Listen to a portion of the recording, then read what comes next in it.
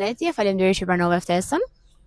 Atëherë, sot keni kërkuar një interpelancë me Ministren e Arsimit Kumbaro. Sa shqetësuese është situata e arsimit sot dhe pse po gjenden në të gjithë njerëzit e korruptuar? Kam këtu parasysh dhe emërimin e fundit si administrator të Universitetit të Shkodrës, Mark Molla. Kjo është një interpelancë e kërkuar që në janar në fakt, është e vonuar, është për çështjen e mësuesve, për VKM-n që në vend që të rriste pagat, uli pagat e mësuesve me 20 deri në 60.000 lekë të vjetra dhe ndryshimet që sollën nuk zgjidhen përfundimisht kërkesat e mësuesve,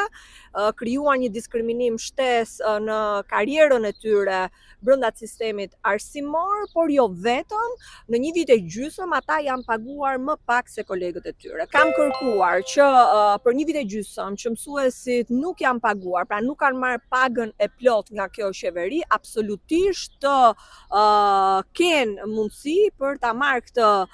faturë financiare, sepse janë vjedhur nga kjo qeveri në mënyrë të padrejtë. Dhe jo vetëm që nuk morën pjesë për këtë padrejtësi që i ndodhi, por nuk ka as rimbursim financiar. Kemi parasysh që mësuesit sot përballen me një krizë ekonomike si të gjithë ne, ku çmimet e shportës janë rritur 50%, kur nafta ka shkuar 2200 lekë të vjetra dhe përballen dhe me një krizë ekonomike, ndaj për llogaritja që un kam bërë janë rreth 1 milion lekë të vjetra që duhet t'i kthehen absolutisht mësuesve. Sistemi arsimor sot është në kolaps. Sot ke student në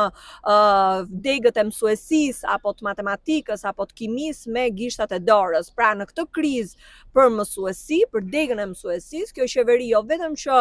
nuk merr masa për ta adresuar këtë çështje me politika të caktuara, por janë nxjerrë jetën në mënyrë permanente mësuesve. Dhe nga ana tjetër, absolutisht që gjithë sistemi arsimor, jo vetëm që është i nënfinancuar, jo vetëm që ka problematika me analfabetizmin funksional të fëmijëve tanë, edhe në raportet e fundit progres raportit është ngritur shqetësimi për cilësinë e arsimit në sistemin tonë dhe absolutisht nuk është në vëmendjen e kësaj qeverie. Pastaj padyshim janë dhe influencat e saj korruptive në shumë nga emërimet e saj për mësuesit apo në çështje të tjera. Po çështja Balluku sa do ndikojë në integrimin evropian? Mendoj që ai votimi turpshëm në parlament, duke i dhënë një imunitet dhe duke penguar drejtësinë në vazhdimin e hetimit të saj, absolutisht që ishte shkatrimi i reformës në drejtësi, ishte absolutisht pengimi i gjithë procesit të integrimit evropian, dhe këtu më lejoni t'ju kujtoj deklaratën e komisionerit jashtëm në Parlamentin Evropian, David McAllister, i cili tha qartë që çështja Balluku është test për procesin e integrimit evropian dhe padyshim që fakti që sot Shqipëria nuk ka miratuar ende raportin i bar, raportin e ndërmjetëm, i cili është kyç për mbylljen e negociatave, i cili ka parasysh shtetin e së drejtës, demokracinë, luftën kundër korrupsionit, krimit organizuar, ndërkohë që Malizi e ka miratuar, tregon qartë që shumë mbi 9 vende tashmë anëtare kanë ngritur pikpyetje të forta, skepticizëm për situatën reale në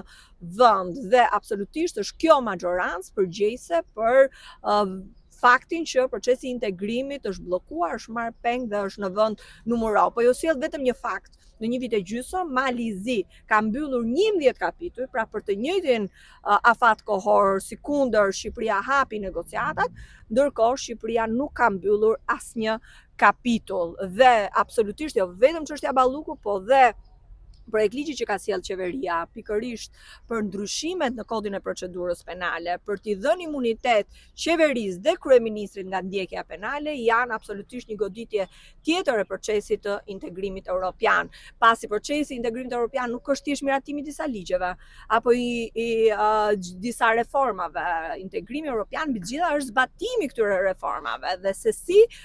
standardet në sigurinë ushqimore, në arsim, shëndetësi e kudo janë si kundër vendet e Bashkimit Evropian. Pra është kjo majorancë që sot fatkeqësisht e ka marrë peng procesin e integrimit evropian. Përplasjet mes Edi Ramës dhe kreut të Partisë Demokratike Sali Berishës janë duke hyrë në një fazë më të thelluar dhe me pasoja për stabilitetin institucional. Çfarë duhet presim nga protesta e 17 prillit? Absolutisht që opozita ka të vetmen formë për të përballur me këtë qeveri në parlament, në sheshe dhe kudo. Shqiptarët kanë shumë arsye për të protestuar sot.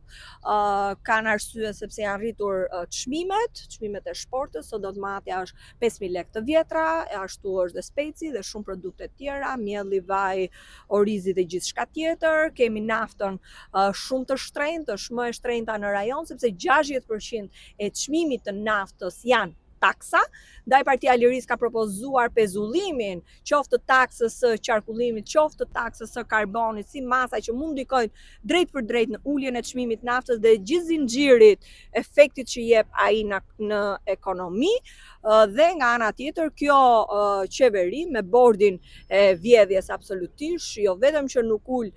çmimin e naftës, por nuk bën atë për të cilën është mandatuar, që ato lek me të cilat po pasurohet sot, sepse për shkak të rritjes çmimeve është pasuruar buxheti i shtetit, ka një rritje të ardhurave, nuk ja kthen qytetarëve. Mos flasim për sistemin shëndetësor, ku kolapsi është i tërë, vetëm deklarata e ministrit të shëndetësisë, i cili ishte një fakt, ne kemi ngritur dhe në komisione, që nuk ka analiza pas datës 20 të çdo muaji, është skandaloze, tregon në fakt që kjo qeveri është dorëzuar dhe është e paaftë për të siguruar shërbim shëndetësor ndaj qytetarëve të saj. Mos flasim për sistemin arsimor apo për rrugët e Florinta, dhe qytetarët duhet kuptojnë që para ka mbi 3.8 miliard euro janë harxuar vetëm për rrugët që ngelën rrugëve. Janë harxuar miliona euro për kopshin Eden, 4.2 milion euro për estetik të kryeministrit. Mos flasim për aferat korruptive të inceneratorëve, rreth 400 milion euro e tjera me radhë. Por kjo qeveri absolutisht nuk ka prioritet qytetarë. Ndaj protesta e 17 prillit është shumë e rëndësishme që qytetarët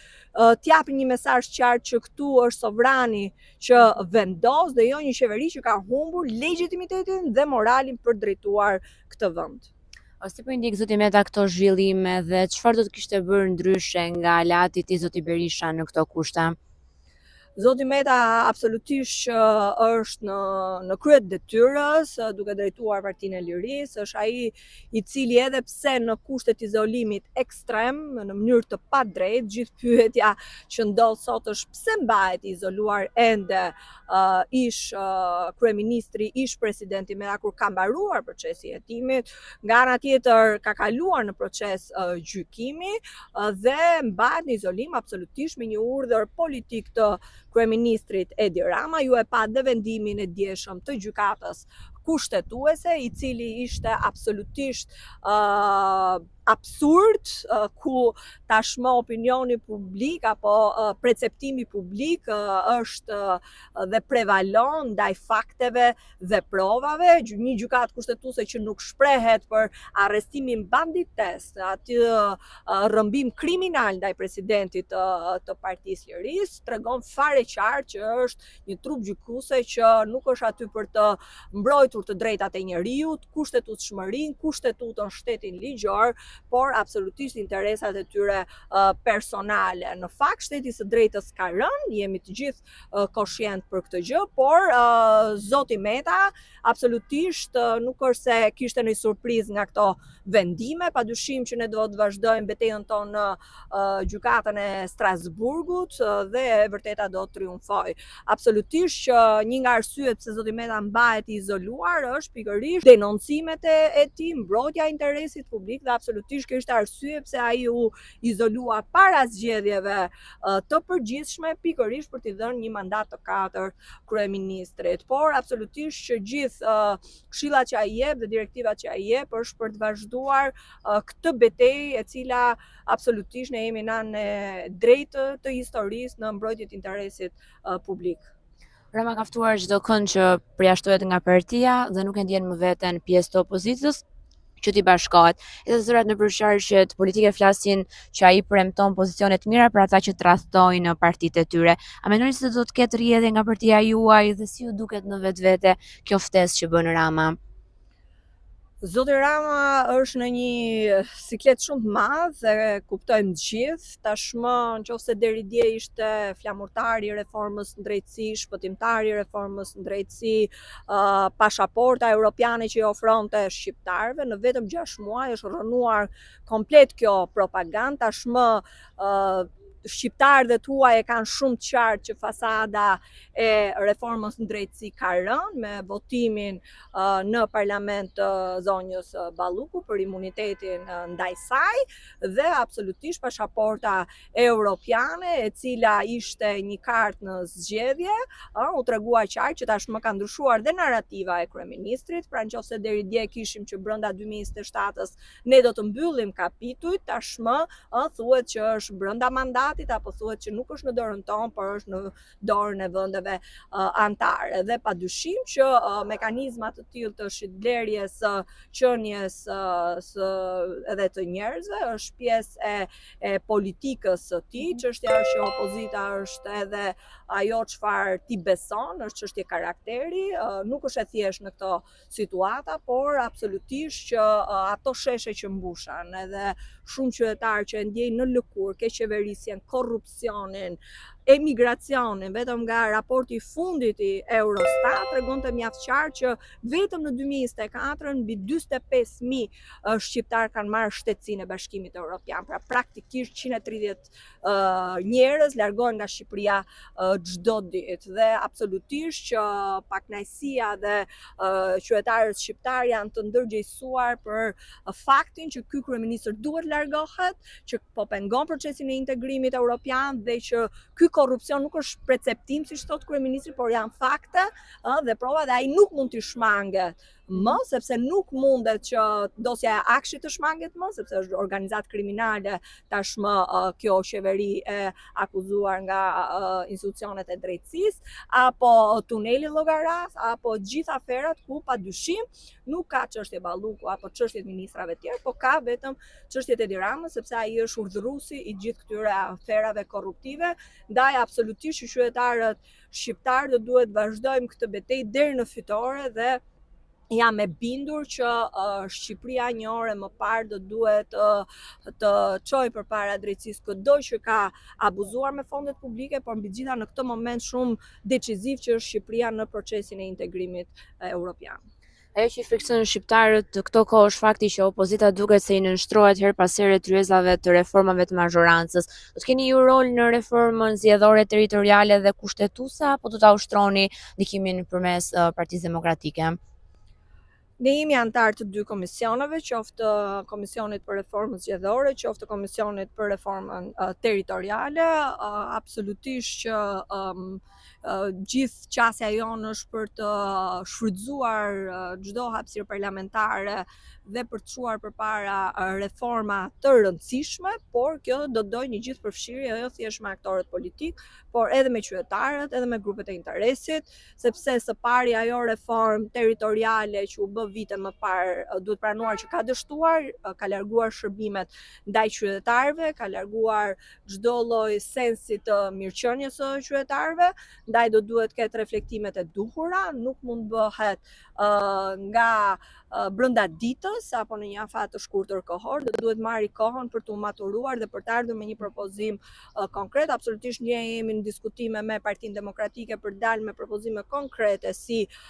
opozit, por absolutisht që do të kemi dhe qëndrimet tona, siç i kemi dhe për reformën zgjedhore, ku absolutisht një nga dëmet më të mëdha që i ka sjellë Shqipërisë në fakt ishte prishja e koalicioneve para zgjedhore, të cilën absolutisht ne e kërkojmë, dhe listat e hapura, ku Partia e Lirisë dhe zoti Meta dha shembullin e tij në zgjedhjet e fundit, ku edhe pse në izolim ekstrem garoi në listë të hapur, ka bërë grevurie për listat e hapura dhe kthimi i meritokracisë dhe largimi nga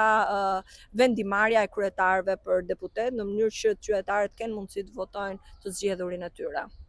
Vitet se ka një organizim të ri mes të zhgënjurëve të Partisë Socialiste, siç është Braçe dhe Spiropali. Mendoni ju se ata mund të krijojnë një krizë të re dhe përfundimtare apo ky është vetëm një show i Ramës për të treguar që dhe ne kemi opozitë brenda opozitës? Mendoj që së pari mund të jenë të dyja opsionet. Pra mund të jetë edhe një show i përgatitur. Gjithsesi mendoj që në atë Parti Socialiste e cila tashmë është kthyer në rilindje dhe në kartona, dhe testi i çështjes Balluku ishte testi më i qartë i faktit që mburojës politike, por edhe gjithë asaj luftës kundër korrupsionit, e cila u rënua në një ditë. Mendoj që drejtuesi dhe urdhëruesi i asaj partia është vetë Edi Rama, të gjithë të tjerët janë lehtësisht të zëvendësueshëm, si as meritokraci nuk ka, as debat nuk ka, sepse absolutisht është ai që urdhëron, ai që vendos për çdo gjë brenda Partisë Socialiste, e cila nuk është më aty, nuk ka më Parti Socialiste, ajo është një rilindje, interesa, një parti që funksionon për të mbrojtur interesat klienteliste të disa personave, të oligarkëve, siç po diskutojmë dhe sot projekt ligjin për portet. Pra çdo projekt ligj këtu vjen absolutisht me porosi për të mbrojtur interesa të caktuara. Pra është një sistem i tërë i cili duhet shkërmaqur.